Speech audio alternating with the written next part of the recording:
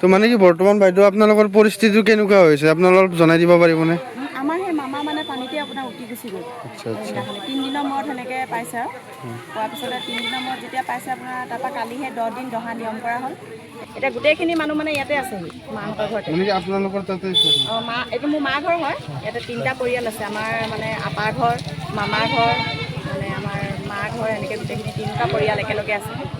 চবেই এতিয়া কামে কামে ধৰি আছে, সেইফালে তাত কাম কৰিছে, মানে এইবিলাকলৈ বাদেই দিয়া নিচিনা হৈছে। মানে ক'ত আৰু এনেকুৱা পৰিস্থিতি ন। হয় হয়। ক'ত উঠি গৈছিল বাইদেউ? এই ৰকমতে আপোনাৰ পদূলি মুখৰ পৰা কৈছে ইয়াতে ইয়াৰ পৰা উঠি গৈছে। গাঁৱৰ ভিতৰত পাইছে। ইয়াৰ পৰা উঠি গৈছে। আৰু বাইদেউহঁতৰ মানে কোনোবা মাৰা গৈছে আপোনালোকক ক'লে আৰু পৰিস্থিতি চাওক।